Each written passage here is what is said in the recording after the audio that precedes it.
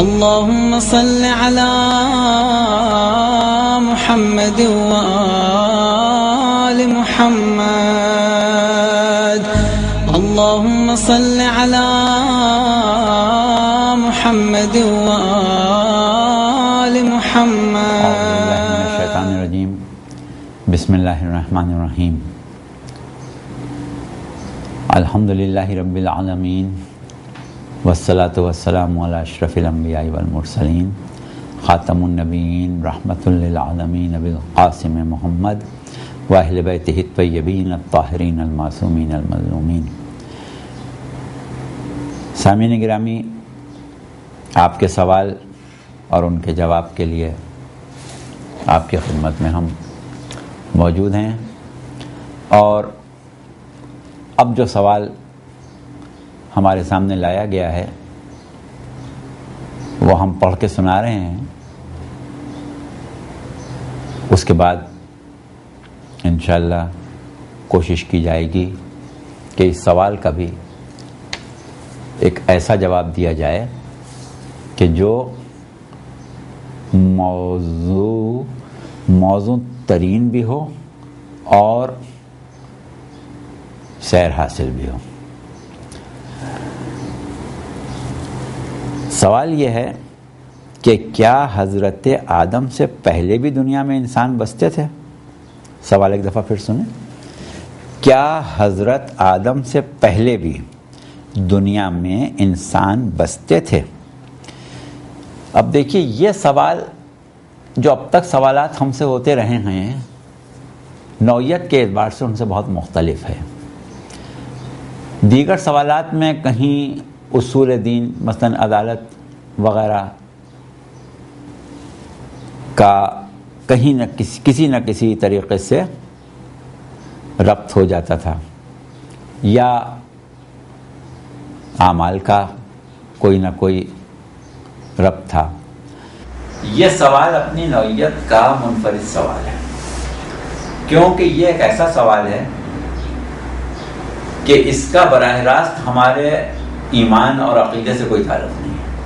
یعنی اگر ایک شخص اس بات کا یقین کر لے کہ حضرت آدم سے پہلے انسان دنیا میں رہتے تھے تو بھی اس کے ایمان یا عقیدے کا کوئی اس میں اضافہ یا کمی نہیں ہے. اور اگر نہ رکھے، اس کی سمجھ میں یہ بات نہ آئے اور وہ یہی کہے نہیں ہے، ممکن ہی نہیں ہے کہ حضرت آدم سے پہلے لوگ ہوں، تو بھی اس کا عقیدہ باقی چیزوں کے اعتبار سے درست ہے تو درست ہے. یعنی اس کا تعلق اصول دین سے نہیں ہے. دوسری چیز کیا ہے کہ اس کا تعلق عمل سے بھی نہیں ہے، عبادات اور معاملات سے بھی نہیں ہے. اور پھر حد یہ کہ جو ہمارے پاس اخلاقی قدریں ہیں دین کی، ان پر بھی اس عقیدے کے رکھنے یا نہ رکھنے سے کوئی فرق پڑتا نہیں ہے. اب یہ سوال کیوں اٹھایا گیا، اس کی وجہ ہمیں اندازہ نہیں ہے، کچھ بھی ہوگی. لیکن اگر ہم یہ کہیں کہ اس سوال کو صرف اس لیے کیا گیا کہ سائل نے یا سائلین نے جنہوں نے سوال کیا ہے وہ یہ کہیں کہ بھئی ہم نے یہ بات کہیں سنی تھی، تو اب جذبہ تحقیق کے لیے جو ہم نے تگ و دو کی تو ہم آپ تک پہنچ گئے اور آپ کے سامنے سوال رکھ دیا، آپ جواب دے دیجئے. تو ٹھیک ہے، بات قابل قبول ہے. یعنی اس بات کی وضاحت کے بعد کہ آپ ایمان رکھیں نہ رکھیں، ہمیں کوئی اس سلسلے میں دلچسپی نہیں ہے کہ ہم آپ کو قائل کریں کہ صاحب آپ ایمان رکھیں اس بات پر، یا آپ کو اس بات پر مجبور کریں کہ نہیں ایسا ہرگز نہ سوچیے گا. یہ مسئلہ نہیں. ہاں، ایک علم کی طلب کے لیے ہم یہ جاننا چاہیں کہ آیا حضرت آدم سے پہلے معاشرہ انسانی کا وجود تھا یا نہیں تھا. تو اب سوال یہاں پر یہ پیدا ہوتا ہے کہ بھائی وہ کون سی تاریخ ہے جس میں حضرت آدم سے پہلے کے حالات لکھے ہوئے ہمیں مل جائیں؟ ظاہر ہے کہ تاریخ میں تو نہیں ملیں گے، پھر کہاں ملیں گے؟ یا تو پروردگار عالم کتب سماوی میں سے کسی کتاب، خاص طور سے قرآن، کیونکہ ہم تو ایمان قرآن پر ہی رکھتے ہیں، باقی کتابوں پر بنیادی ایمان اپنی جگہ ہے لیکن ان کی تحریف کا بھی مسئلہ اپنی جگہ موجود ہے. تو قرآن کے ہوتے ہوئے ویسے بھی ہمیں کسی اور کتاب کی طرف رجوع کرنے کی ضرورت نہیں ہے۔ تو قرآن میں اگر کوئی بہت ہی واضح تذکرہ جس طرح سے پروردگار عالم نے انبیاء کا ذکر کیا ہے یا حضرت آدم کا ہی ذکر کیا ہے یا اور بعض واقعات بیان کیے ہیں، اس طرح کوئی واقعہ یہ کہہ کے بیان کیا ہوتا کہ یہ آدم سے پہلے جب ہم نے معاشرہ انسانی میں اور لوگ پیدا کیے تھے ان کے زمانے میں یہ واقعہ ہوا تھا، تو ایسی محکم اور واضح آیت کم از کم ہمارے علم کی حد تک تو قرآن میں نہیں ہے۔ دوسرا ذریعہ جو ہے اس کا وہ یہ ہے کہ وہ افراد جو راسخون فی العلم ہیں، وہ افراد جو من عنده علم الکتاب کی منزل پر فائز ہیں، وہ افراد جو اوت العلم ہیں جنہیں پروردگار عالم نے علم لدنی عطا کیا ہے، وہ ہم کو بتا دیں۔ اگر ہمیں کوئی ایسی روایت، ایسا قول معصوم، حدیث رسول یا کسی امام سے ایسی حدیث مل جائے کہ جس میں انہوں نے اس کا تذکرہ کیا ہو تو ہمارے لیے کافی ہے۔ اب صورت کیا ہے کہ ایک قول امیر المومنین کا اس سلسلے میں بہت مشہور ہے، اس قول کا اردو ترجمہ ہم صرف پیش کر رہے ہیں، عربی متنی بیان کر رہے ہیں۔ وہ یہ ہے کہ پروردگار عالم نے اس عالم سے پہلے ہزاروں عالم پیدا کیے اور ان آدم سے پہلے ہزاروں آدم پیدا کیے۔ اب اگر اس قول کو ہم ایک مرتبہ مستند قول تسلیم کر لیں تو بس پھر ہمارے لیے کافی ہے، ہمیں اور کچھ دیکھنے کی ضرورت ہی نہیں۔ لیکن مشکل کیا ہو جاتی ہے ہمارے ساتھ کہ جب ہم اپنے صاحبان علم کے سامنے کوئی قول معصوم پیش کرتے ہیں تو صاحبان علم جو ہیں وہ اس کو آسانی سے مانتے نہیں ہیں، وہ اس کی اسناد مانگتے ہیں۔ وہ کہتے ہیں کہ آپ ہمارے سامنے اس کی پوری اسناد رکھیں اور یہ ثابت کریں کہ یہ قول امام کا ہے، موضوع نہیں کیا گیا ہے یا اس میں کوئی تحریف نہیں ہوئی ہے۔ تو یہ کام ہمارے علماء نے، محدثین نے، بلکہ عامت المسلمین کے محدثین نے بھی بہت کیا ہے، مگر ہمیں اس وقت اپنے محدثین کی بات کرنا ہے، وہ بہت زیادہ کیا ہے۔ احادیث کو پرکھنے کا ایک پورا علم ہے، راویوں کے کرداروں کے اعتبار سے، راویوں کے حالات کے اعتبار سے، راویوں کی تعداد کے اعتبار سے، راویوں کی کڑیوں کے ملنے کے اعتبار سے، اور اس کے بعد پھر حدیث کے متن کے اعتبار سے۔ بہرحال وہ ایک اپنی جگہ علم ہے، اس پر اس وقت گفتگو نہیں کرنا ہے، لیکن آپ کو یہ بتا دیں کہ اس قسم کی جو احادیث، کوئی بھی ہم ایک حدیث پیش کریں تو صاحب علم ہم سے یہی کہے گا کہ اس کی سند لاؤ۔ اچھا، اب مشکل یہ ہوتی ہے کہ جیسا بھی ہم کہہ رہے ہیں کہ ہمارے محدثین اور علماء نے، محققین نے اس میدان میں، اس موضوع پر بہت کام کیا ہے، لیکن وہ احادیث کہ جن کا تعلق عقائد و نظریات سے ہے، یا وہ احادیث کے جن کے ذریعے سے ہمارے علماء و مجتہدین احکامات شریعت کا استنباط کرتے ہیں، احکامات شریعت اخذ کرتے ہیں، ان حدیثوں پر بہت محنت کی گئی ہے۔ اس میں کوئی حدیث بھی سامنے لائی جائے تو اس کا پورا شروع سے آخر تک سلسلہ سند اور راویوں کے تمام حالات، تمام کیفیات، کہاں تعطل ہے تو نہیں ہے تو کہاں ہے، کیوں ہے، ساری چیزیں جو ہیں وہ ہمارے سامنے کھلی کتاب کی طرح موجود ہیں۔ لیکن وہ احادیث اور وہ اقوال جن کا براہ راست عقیدے سے یا احکامات الہیہ سے کوئی تعلق نہیں ہے، اس میں اتنی تگ و دوڑ کرنے کی ضرورت ہمارے محدثین نے نہیں سمجھی۔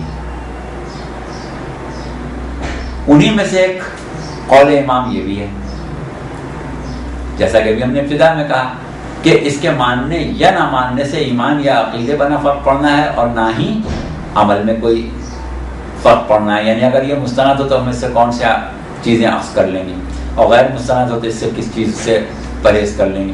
تو اس وجہ سے کوئی ضروری نہیں ہے کہ اس حدیث کے اوپر اتنا کام ہوا ہو کہ ہم اس کی اسناد جمع کر کے ثابت کر دیں. تو اب تھوڑی دیر کے لیے فرض کر لیں کہ ہمارے پاس اسناد ہیں، تب تو بات ہی ختم ہو گئی. فرض کریں ہم ثابت کر سکیں تو بات ہی ختم ہو گئی، ثابت ہو گیا کہ ہاں تھے لوگ دنیا میں. اور اگر تھوڑی دیر کے لیے فرض کریں کہ نہیں کر سکتے، کیونکہ ثابت کریں ہو سکتا ہے ہر ایک پر نہ ثابت ہو، فرض کریں نہیں کر سکتے، تھوڑی دیر کے لیے یہی فرض کرنے کہ ہم نہیں کر سکتے. ہم نے بنیاد اسی بات پر رکھی کہ ساری ہم نہیں کر سکتے. تو اب جب ہم نہیں کر سکتے اور ہم یہ جاننا بھی چاہتے ہیں، نہیں کر سکتے کا مطلب کیا؟ نہ قرآن اور حدیث سے ثابت نہیں کر سکتے، تاریخ سے ممکن نہیں ہے، اور ہماری فکر کی رسائی وہاں تک ہو نہیں سکتی. ایسی کوئی دوربین ہمارے پاس نہیں ہے کہ جس میں جھانک کے ہم حضرت آدم سے پہلے کی دنیا کو دیکھ لیں.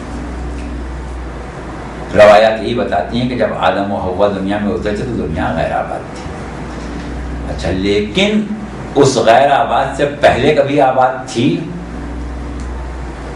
اس کے اوپر بحث کرنا ہے.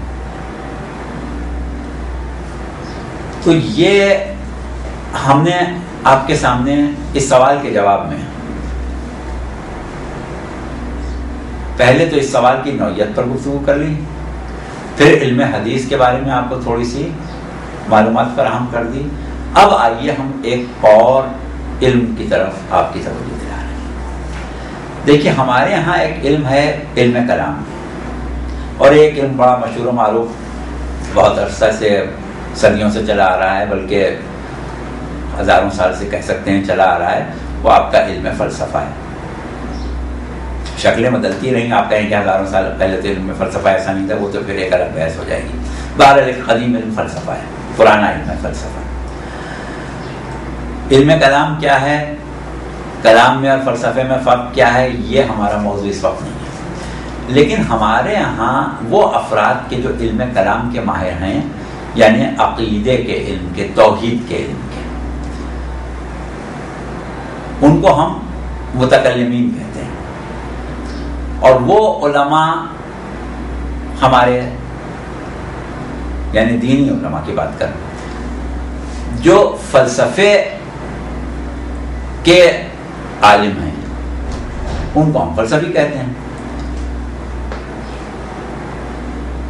عقیدے کے اعتبار سے دیکھیے، نوعیت کے اعتبار سے فلسفہ اور علم کلام کتنے قریب ہیں وہ سب چھوڑ دیں.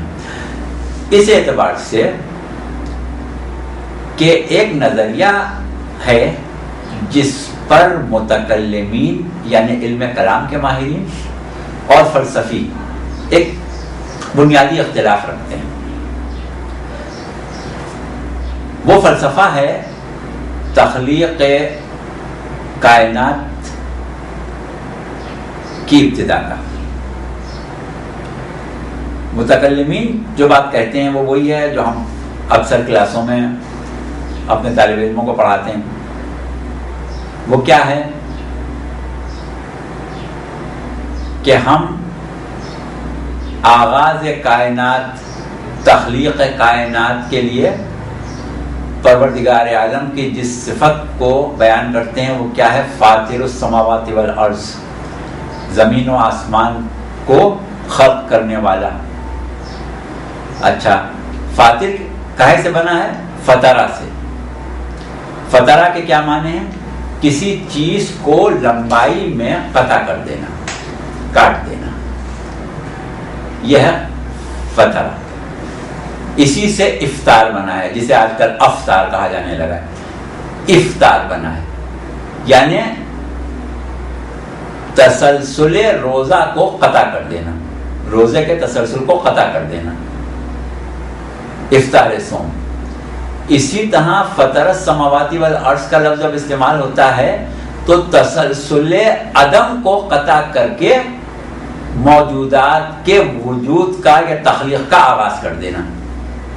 کیونکہ ایک سلسلہ چلا آ رہا تھا کہ جب عدم تھا، کچھ نہیں تھا، نہ زمین تھی، نہ آسمان تھا، نہ سورج تھا، نہ چاند تھا، نہ ستارے تھے، نہ ہوائیں تھیں، کچھ نہیں تھا۔ اب ایک مرتبہ اس تسلسل کو توڑا گیا، ایک لمبا تسلسل چلا آ رہا ہے عدم کا، اور وہ تسلسل کاٹ کے ختم کر دیا گیا، اس کو کاٹ دیا گیا، یعنی چیزیں ختم کر دی گئیں۔ اس اعتبار سے تخلیق کو کے لیے فترہ کا لفظ استعمال ہوا ہے۔ تو کیا ہوا، متکلمین سمجھتے ہیں یا کہتے ہیں کہ ایک زمانہ ہم ایسا تجویز کرتے ہیں جب کچھ نہیں تھا، اور پھر جب اللہ کی حکمت یہ ہوئی کہ عدم کو کے اندھیروں کو چاک کر دے تو اس نے مخلوقات کا آغاز کر دیا۔ یہ ہے علم کلام کے ماہرین کا نظریہ، جو ہم اپنی تاریخ، اپنی دینیات کی کتابوں میں لکھتے ہیں اور اپنی کلاسوں میں اپنے طالب علموں کو بھی پڑھاتے ہیں۔ اس کے برخلاف وہ لوگ کہ جو اس کائنات کے خالق کیا انکار کرنا چاہتے ہیں، وہ اگر یہ بات مان لیں کہ کائنات خلق کی گئی تو خالق کا وجود جو ہے اس کو تسلیم کرنا پڑ جائے گا۔ اس لیے وہ یہ کہہ دیتے ہیں کہ کائنات جو ہے وہ قدیم ہے، ہمیشہ سے ہے، اور جو چیز قدیم ہوتی ہے وہ خالق کی محتاج نہیں ہوتی، اس کو خلق نہیں ہے، وہ خلق ہوئی نہیں تھی، ہمیشہ سے تھی۔ تو وہ کائنات کو قدیم کہتے ہیں، لہذا فطر السماوات والارض اور فاطر السماوات والارض کا انکار کر دیتے ہیں۔ لیکن فلسفی یہاں پر ایک اور نقطہ اٹھاتے ہیں، وہ یہ کہتے ہیں کہ یہ جو مادہ پرست کہتے ہیں کہ کائنات قدیم ہے اور کبھی خلق ہی نہیں ہوئی، یہ صرف ہٹ دھرمی میں اور خالق کائنات کے انکار میں کہتے ہیں، ان کے پاس دلیل نہیں ہے اس بات کی، کوئی کائنات کے قدیم ہونے کی ان کے پاس کوئی دلیل نہیں ہے۔ جبکہ ہم یہ کہتے ہیں، ہم سے مقصد فلسفی، یعنی فلسفیوں کا یہ قول ہے، ہم فلسفیوں کا قول نقل کر رہے ہیں، اس لیے ہم کہہ رہے ہیں، اپنی طرف اشارہ کر رہے ہیں، ہم نہیں کہہ رہے، فلسفیوں کا یہ قول ہے کہ بے شک کائنات قدیم ہے، ہمیشہ سے ہے، لیکن اس لیے نہیں کہ خالق نہیں ہے، بلکہ وہ کہتے ہیں کہ کائنات کا خالق قدیم ہے، اور ہر متکلم بھی اس بات کا قائل ہے کہ کائنات کو خلق کرنا خود اللہ کی احتیاج نہیں تھی، بلکہ اس کا لطف و کرم تھا، مخلوق کی احتیاج تھی اس کا عدم سے وجود میں آنا، خالق کی احتیاج نہیں تھی۔ تو خیر وہ پھر ایک الگ بحث چھڑ جائے گی، اس کو چھوڑ دیں۔ یہ سمجھ لیں کہ اللہ نے کائنات کو اگر خلق کیا ہی تو یہ مخلوق پر اس کا لطف و کرم تھا، اور اس کا لطیف ہونا یعنی اس کا صاحب کرم ہونا، اس کا محسن ہونا، صاحب احسان ہونا اس بات کا متقاضی تھا کہ وہ کائنات کو اور عالم موجودات کو اور دیگر مخلوقات کو خلق کرے۔ اب جب یہ ہم نے مان لیا، یہاں پر متکلمین بھی متفق ہیں، فلسفی بھی متفق ہیں۔ اب متکلمین تو یہ کہتے ہیں کہ ایک وقت آیا جب اللہ نے آدم کے پردے کو چاک کیا اور مخلوقات کو خلق کیا، تو فلسفی یہ کہتے ہیں کہ وہ خدا جو قدیم الاحسان ہے اور اس کی ذات بھی قدیم ہے، ہمیشہ سے ہے، تو وہ خدا کہ جو قدیم الاحسان ہے، دائم الفضل ہے، اور اس کے کرم کو، اس کے جود کو، اس کے لطف کو جاری ہونے کے لیے ایک عرصے توقف ہم کیوں تجویز کریں کہ ایک عرصہ ایسا گزرا جس کی ہمارے پاس پیمائش نہیں ہے، کہ جس میں اللہ تھا، صاحب کرم بھی تھا، صاحب جود و سخا بھی تھا، قدیم الاحسان بھی تھا، دائم الفضل بھی تھا، اس کے باوجود اس نے یہ کرم نہیں کیا کہ کائنات کو خلق کر دیتا، خدا جانے کتنے عرصے نہیں کیا، اس کے بعد کیا۔ تو ہم کس بنیاد پر اس بات کو تجویز کریں کہ اللہ نے آغاز تخلیق کے لیے کوئی عرصہ ایسا رکھا کہ جس کو یا تو انتظار کہا جائے یا معاذ اللہ بے توجہی کہا جائے، تو کیا اللہ کے لیے ایسی باتیں تجویز کی جا سکتی ہیں؟ اس بنیاد پر وہ کہتے ہیں کہ ہم کائنات کو کیوں قدیم نہ مان لیں۔ اب یہاں قدیم سے ان کی مراد وہ قدامت نہیں جو اللہ کے لیے ہے، بلکہ وہ قدامت کہ ہم یہ نہ تجویز کریں کہ کوئی عرصہ ایسا تھا جس میں کائنات اللہ نے نہیں خلق کی تھی۔ اب اس کے اوپر بہت تفصیلی بحث ہے، پھر یہ فلسفے اور کلام کی بحث ہو جائے گی، اس میں ہمیں زیادہ نہیں جانا ہے، لیکن کہنے کا مقصد یہ کہ وہ یہ کہتے ہیں کہ تھی کائنات موجودات، اگر تخلیق انسان لطف الہی ہے تو ایک عرصے تک کیوں نہیں؟ اس فلسفے پر جا کے ہمیں یہاں ٹھہرنا پڑتا ہے کہ پھر اس سے پہلے بھی وجود ہونا چاہیے۔ اب ایک چیز جو ہمارے سامنے ہے ہمارے مشاہدے میں وہ یہ ہے کہ ہمارے بعض مومنین کہ جو امیر المومنین کے اس قول کو سامنے رکھ کے گفتگو کرتے ہیں، وہ بعض استدلال پیش کرتے ہیں، اور وہ یہ کہتے ہیں کہ وہ جو ڈارون نے بہت سے ایسے ڈھانچے دکھائے کہ جو نہ مکمل انسان کے جسم کی ہڈیوں کا ڈھانچہ ہے، نہ مکمل بنمانوس کے، بلکہ دونوں کے بیچ میں ہے، تو بقول ڈارون کے یہ ایک ارتقائی عمل ہے، اس دوران پیدا ہونے والا انسان ہے۔ تو انہوں نے کہا کہ بھائی ڈارون کو تو ہم مانتے نہیں، کیا یہ نہ مان لیں کہ جو امیر المومنین علیہ السلام نے فرمایا کہ آدم سے پہلے بھی آدم تھے، آدم سے پہلے بھی بنی نوع انسان تھی، تو ممکن ہے ان کی شکل میں اور آج کے انسان کی شکل میں یہ تھوڑا سا فرق ہو۔ اسی طریقے سے ایک استدلال یہاں پر عقلی لوگ کرتے ہیں، وہ یہ کہ جب پروردگار عالم نے جناب آدم کو خلق کیا اور ان کی خلافت کا اعلان کیا، تو پوری قصے تو قرآن میں موجود ہیں، ہم مختصراً کہہ رہے ہیں، تو کیا ہوا تھا کہ ملائکہ نے یہ کہا تھا کہ پروردگار تو اس کو خلیفہ بنا رہا ہے جو زمین پر فتنہ و فساد کرے گا، یا زمین پر فتنہ و فساد کرتا ہے۔ اب کرتا ہے یا کرے گا، دونوں جملوں میں سے کچھ بھی ہم تھوڑی دیر کے لیے مان لیں، کوئی بھی مفہوم قرآن کی آیات کے لے لیں۔ سوال یہ کہ فرشتوں کو یہ کیسے معلوم ہوا؟ ابھی تو آدم پیدا بھی نہیں ہوئے کہ یہ آدم کی اولاد جو ہے وہ زمین پر فتنہ و فساد کرے گی، جبکہ فرشتے خود اللہ سے یہ کہتے ہیں کہ پروردگار ہم تو صرف اتنا ہی علم رکھتے ہیں جتنا تو نے ہمیں دیا ہے۔ تو یہ فرشتوں کا مشاہدہ معلوم ہوتا ہے، اور اللہ نے اس کی تردید بھی نہیں کی کہ یہ کیسے تم نے کہہ دیا کہ فساد کرے گا، ابھی تو پیدا ہی نہیں ہوا ہے۔ یہ تو کہا کہ جو میں جانتا ہوں وہ تم نہیں جانتے، لیکن اس بات کی تردید نہیں کی کہ یہ بات تم غلط کہہ رہے ہو کہ یہ فتنہ و فساد کرتا ہے۔ تو اس کا مطلب کیا ہوا؟ یہ ہم اپنی طرف سے نہیں کہہ رہے ہیں، یہ ایک بات پیش کر رہے ہیں کہ یہ بھی ایک دلیل دی جاتی ہے اس معاملے میں کہ حضرت آدم سے پہلے دنیا میں انسان بستے تھے، کہ فرشتوں نے یہ کیسے کہہ دیا۔